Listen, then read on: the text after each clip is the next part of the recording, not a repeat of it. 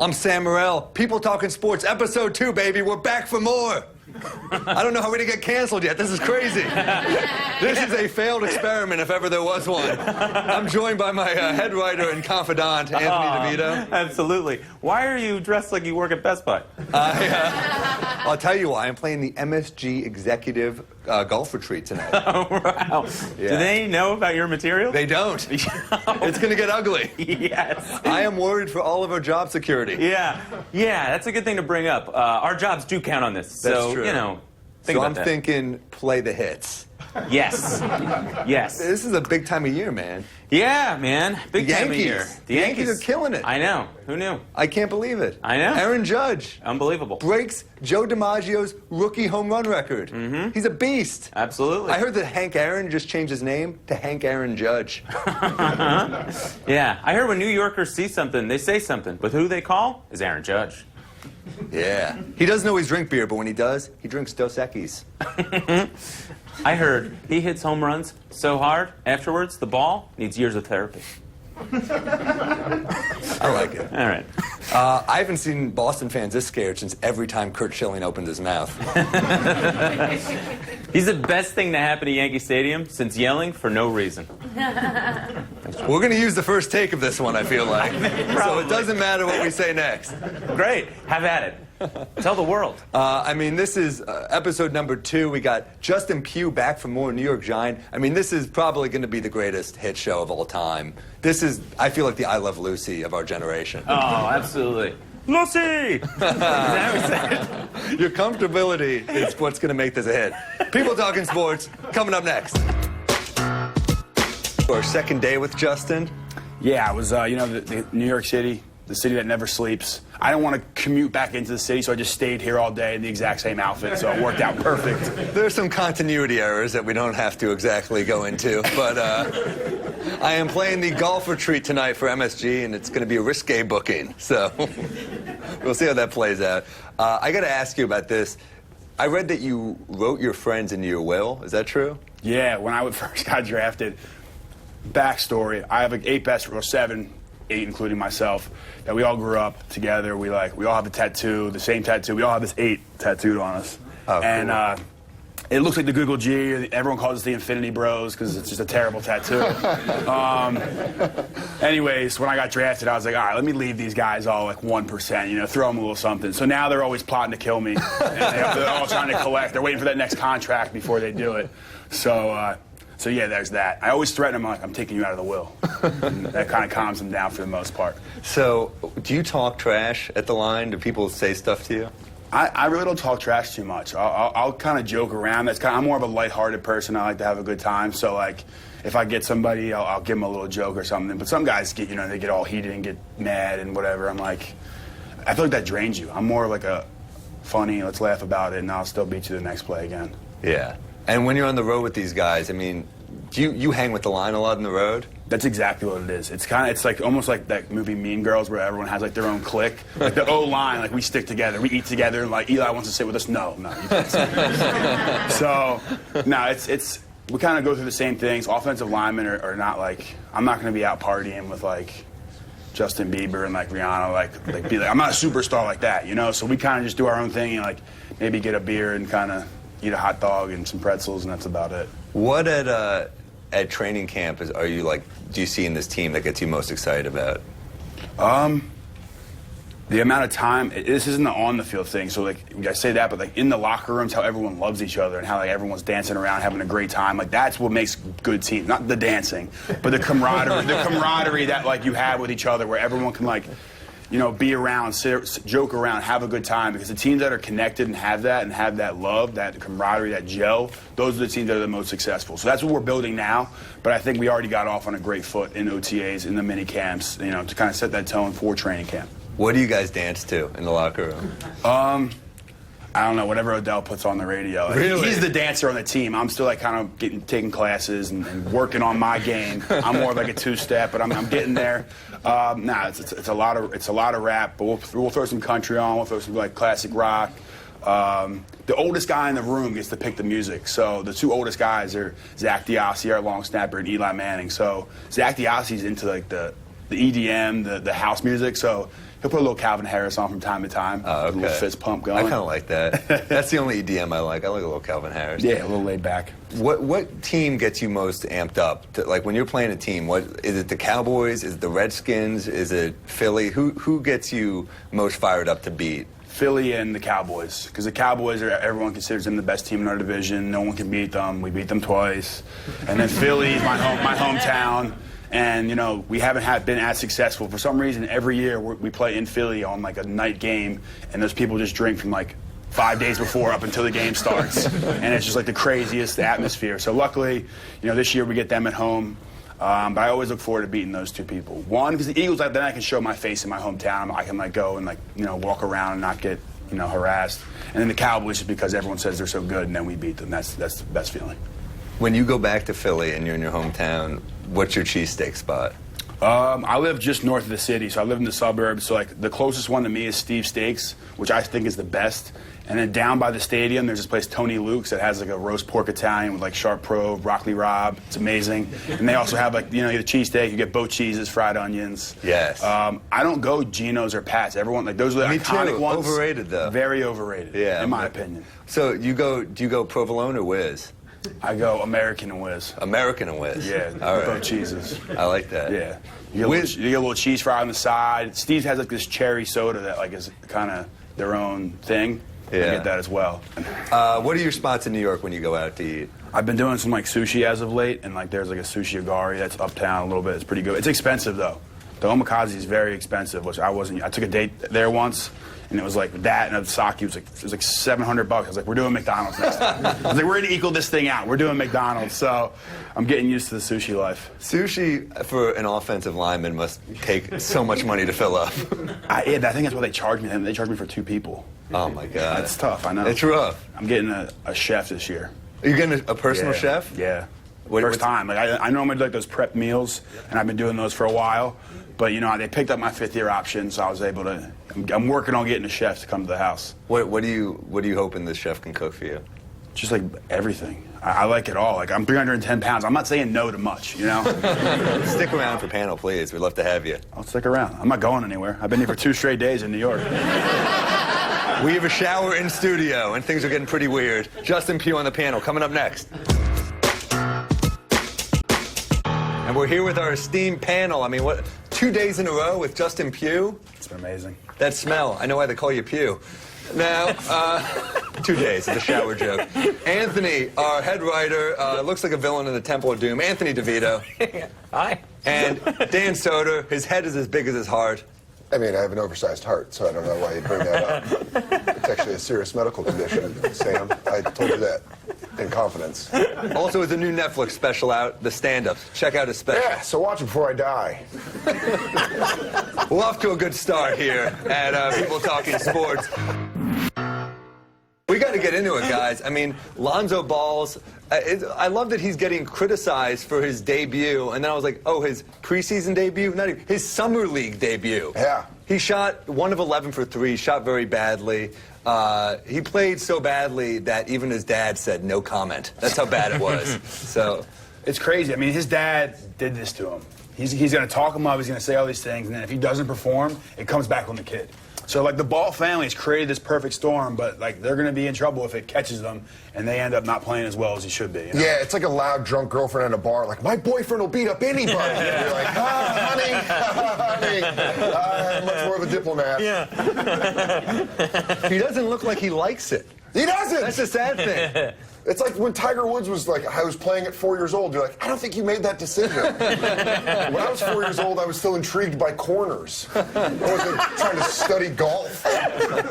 Yeah, I wasn't wearing khakis. Yeah. Oh, what's my chip shot like? I was like, hey, I want to put my finger in everything.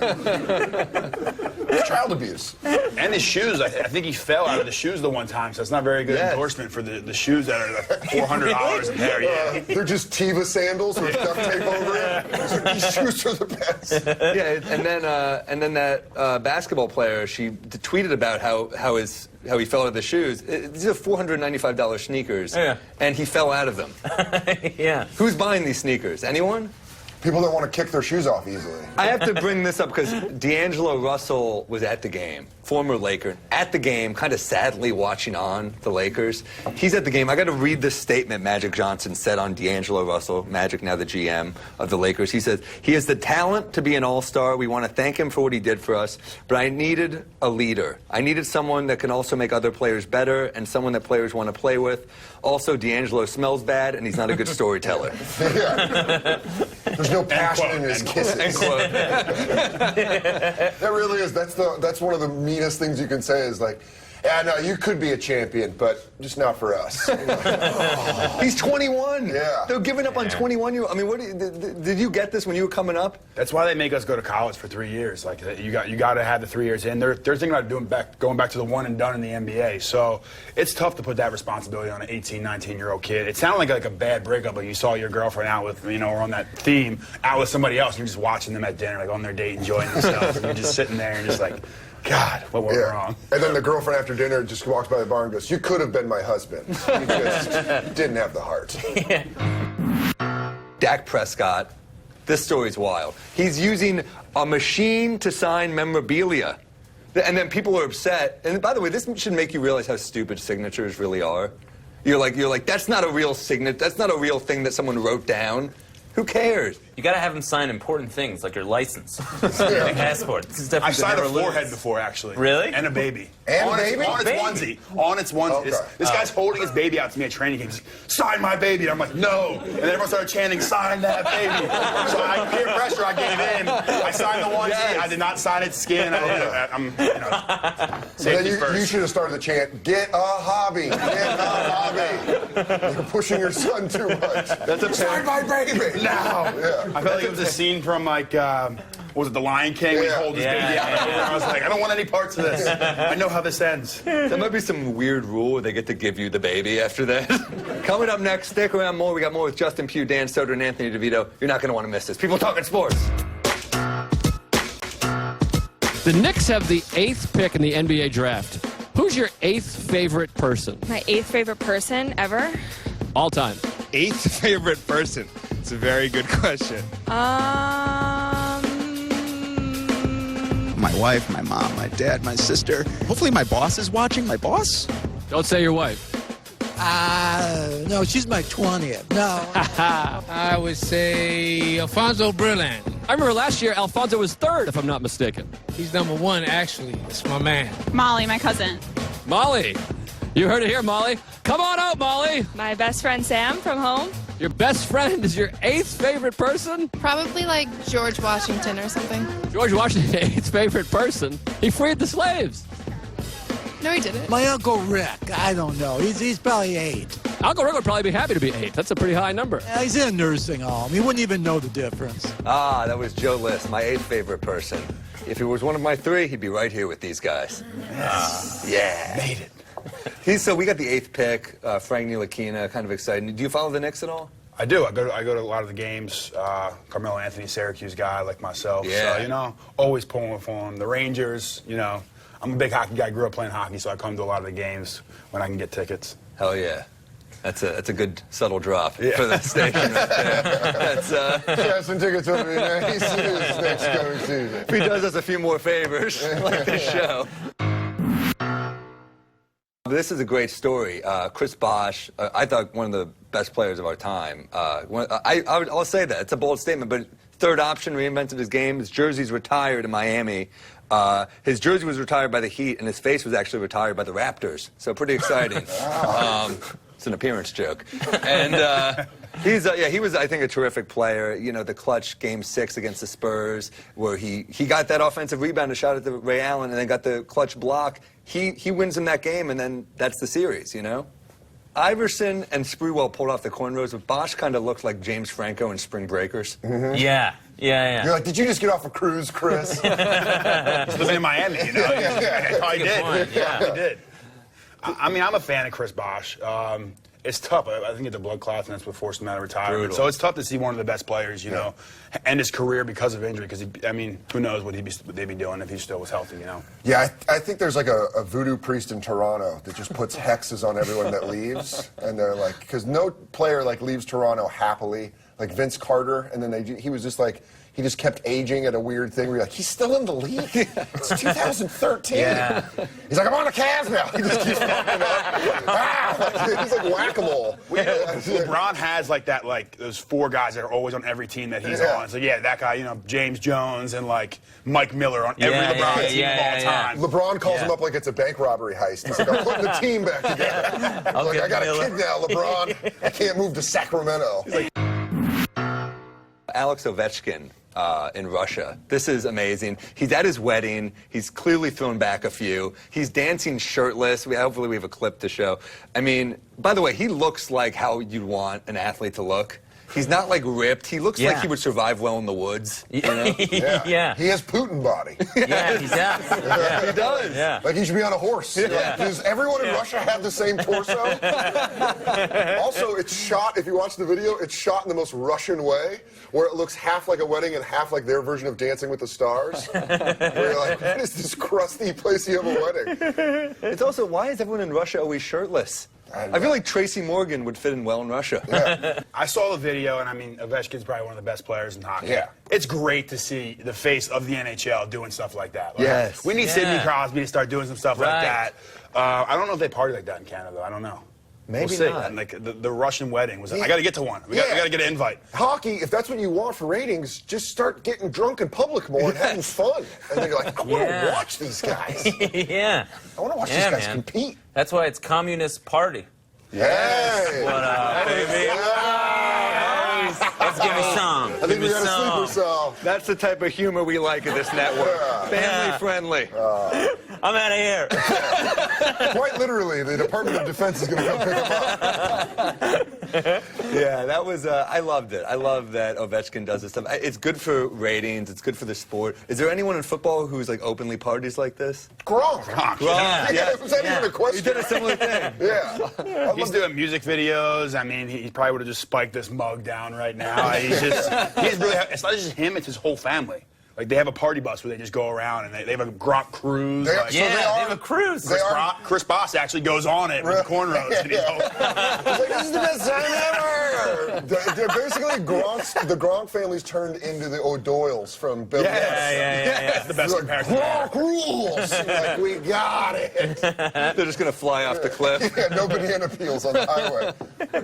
Well, this is a great time with this panel. Thank you so much. Justin, thanks for sleeping in the studio and staying an extra day. That was It's been huge tough. of you. I'm committed to the show, so I appreciate you having me. I appreciate it, man. Thank you so much. Thank you. We hope to have you back. Dan Soder, Netflix special, The Stand-Ups. Check it out. And Anthony, he's stuck here for the long haul. We got Liz Gonzalez for the list coming up next. Gonzalez. That's right. That's my title, apparently. I can dig it. Today we're talking about the best athletes in New York City. We're going to kick it off with Kristaps Porzingis, your guy. KP. That's right. When this guy was drafted, he was booed, and then he said that he would turn those boos into claps. I'd say mission accomplished. Last year, he averaged 18 points a game. The guy has so much confidence. He can shoot from anywhere. He can handle the rock like a guard. And more importantly, he has some serious swag. Moving on, let's move on to football. Odell Beckham Jr. entered the league 3 seasons ago. This guy is the real deal. In those 3 seasons, he's yet to have a season with less than 1,300 yards and double-digit touchdowns. And now, I personally think if he can stay out of tattoo parlors and stop getting tattoos of boxers biting each other's ears off, he could be easily one of the greatest receivers to ever play the game. Now we're going on to Lundqvist. You got to give him credit where credit is due. This guy has entering his 13th season with the Rangers. The goalie is yet to have a really bad year. Even last year when the regular season play wasn't top-notch, he stepped it up into the postseason, and the Rangers have given him some serious defenders this year. Let's see what he's made of next year. He's a handsome man. And he's also very handsome. Is he under that mask? Yes. What a great reveal. Yeah, that is fun. It's like when the librarian pulls out her hair. That's what Lundqvist does. He's like, oh, by the way, I'm a handsome Swedish man. He stops pucks and traffic. Yeah. And he's basically like George Clooney. He's just getting better every single year. Yes. Oh, all right. It works for him. What a tremendous handsome upside. You know. Speaking of handsome, the #1 guy on this list is somebody that, for some reason, people love to hate on him. Eli Manning. You were officially the king of New York. I am donning you with this crown. And the 8 times the Giants have gone in as underdogs in the postseason, they're 7-1. And 2 of those times were against the Patriots, who apparently can only be beat by Eli Manning. You got to give the guy credit. He brought you home 2 rings. But you also called him handsome, so I think you undercut everything you just said. More like adorable. Let's say adorable. He is adorable. He is adorable, and he took down Brady twice. Yeah, Who can say that? The only guy. Yeah. He also looks like he should permanently have grape juice stains around his mouth. I love that. Yeah. He looks like he packs a juicy juice. I think, man. It's like he's too cute to beat. Yeah. You know what I mean? Like That's he his got defense. the reason he beat the Patriots is they smashed his lunch. Yeah. He sat on my sandwich. Tyree, go long. He looks like a really good guy. Yeah, like but a really handsome. sweet boy. Like he would be a good person. Like I would want to be his mother. I'll leave Just him like a alone with really my kind girlfriend. young man. I'll leave him alone with my girlfriend. Lundqvist? I don't know. No, he's too handsome. Too many masks. Yeah.